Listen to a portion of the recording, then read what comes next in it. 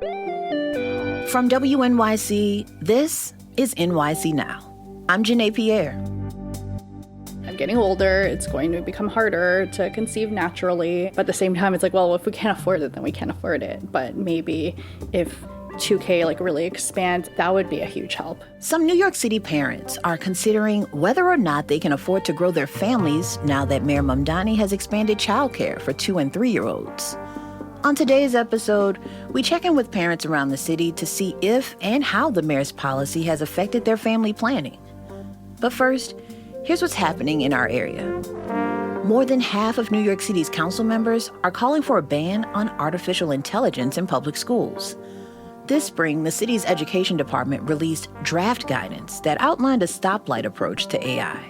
There are some exceptions that get a green light, like using AI for translation. However, using AI to assign grades gets a red light, which means it's banned. And using AI for research gets the yellow, meaning proceed with caution. But many parents and educators say that misses the mark. They want a 2-year pause, citing concerns about the cognitive effects on children and damage to the environment. The city's public schools chancellor said he's reconsidering the guidance given the pushback. A new report by the Coalition for the Homeless says the number of New Yorkers seeking city shelter services grew by 27% under the Adams administration. Dave Giffen leads the group. The fundamental problem is there's no place for the lowest income New Yorkers to live. He says even though the city doubled the number of shelter residents who were moving out of the system through housing vouchers, that wasn't enough to keep pace with the influx of non-migrant homeless people needing a bed. The report calls on Mayor Mamdani's administration to create more apartments specifically for homeless New Yorkers. The city says they're working to prevent people from being homeless in the first place and building a lot more housing. New York City is turning up the heat for the rest of the week. Forecasters are warning that intense weather could roll through the tri-state area Thursday and Friday. Meteorologist Brian Ramsey says thunderstorms will likely follow, bringing a potential for high winds, local floods, hail, and even isolated tornadoes. Damaging wind gusts of 58 to 70 miles per hour are possible, and some of the storms that could lead to damaged trees, down power lines, scattered power outages. The National Weather Service is issuing a heat advisory for Thursday and Friday, with temps expected to reach the 90s. However, Saturday won't be as hot or humid, so you can get out there and really enjoy the weekend. We got to take a quick break, but when we return, we're talking family planning and a possible Mamdani baby boom. Stay close.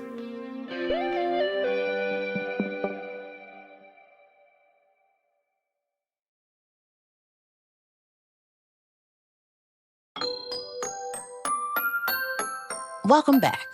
For many New York City parents, the cost of childcare makes growing their families feel out of reach. $1,200 a month. $3,000 a month for care. So 12 months, it's $36,000 a year. The math is not mathing. There's no way we'd be able to afford this. That's Allison Liu and Paula Rodelis.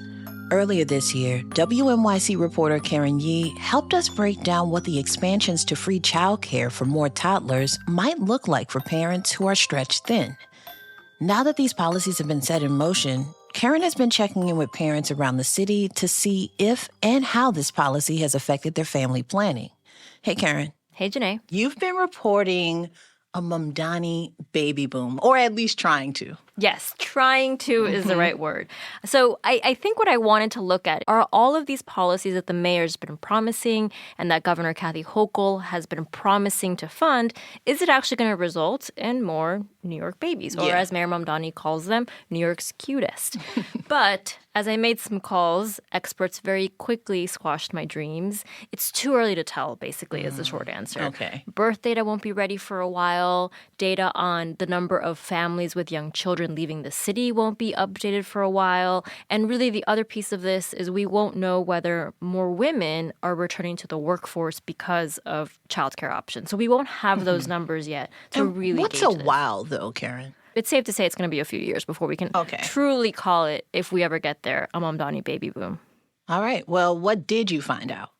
Well, since we can't tell the data story, what I did want to do is kind of tell the family planning story and speak to New York families who are having these conversations with their partners, having these conversations with their kids.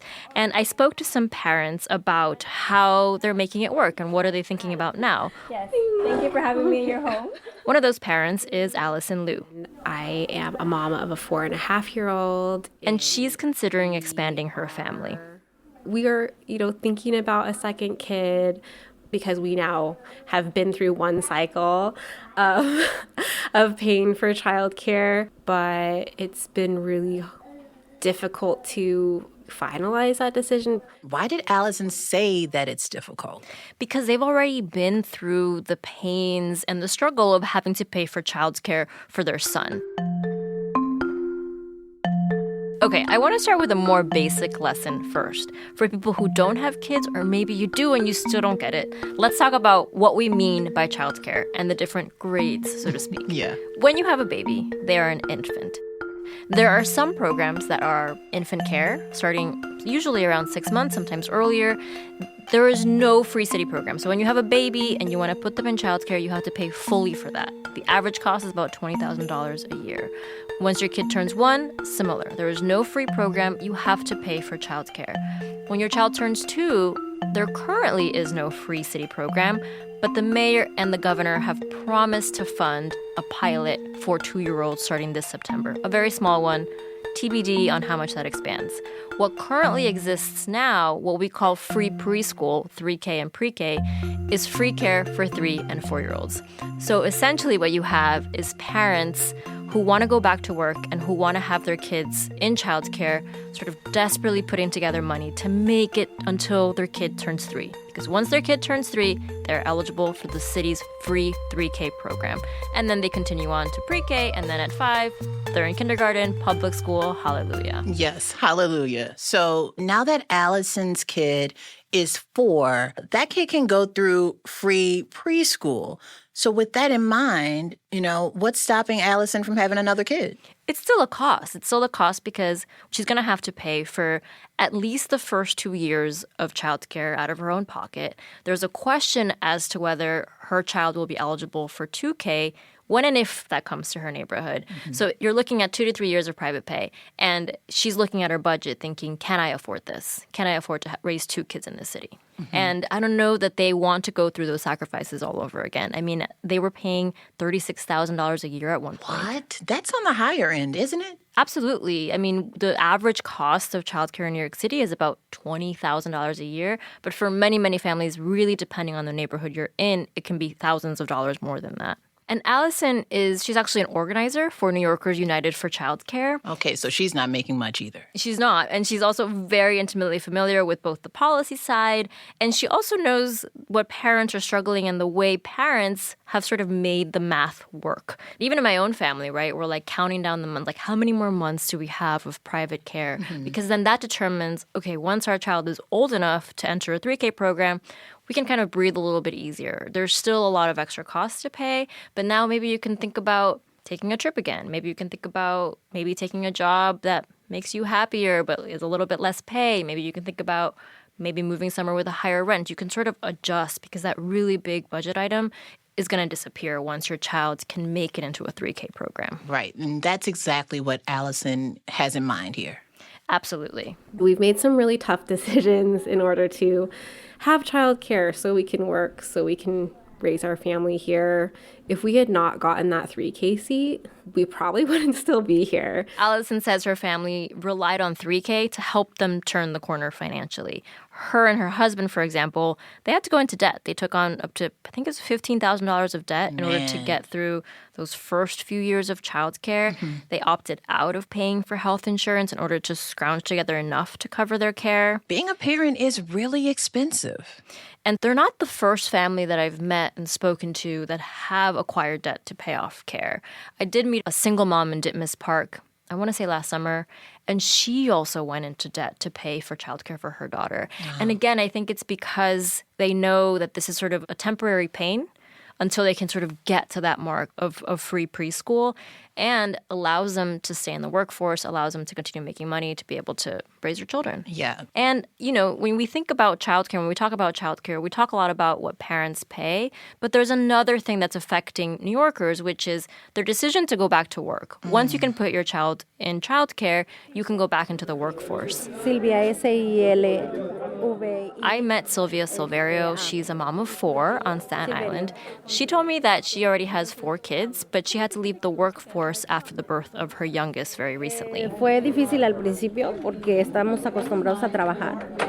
Silverio says it was hard at first to stop working, but after she gave birth to her 4th kid, paying for childcare actually would have been more than her entire paycheck of cleaning homes. She lives on Staten Island, which will not be included in the initial 2K rollout, but will have seats in 2027 when her son turns 2. She says it would be really helpful if she could put her kid in 2K because she doesn't want to have any more kids, and she wants to be able to return to work sooner. Yeah. And, about a third of women actually leave the workforce in New York City because of childcare. That's right. Those are numbers that the state compiled. Yeah. Now, Karen, can we break down the policies of all of this? I know the mayor made an announcement. What's happening this fall? Okay.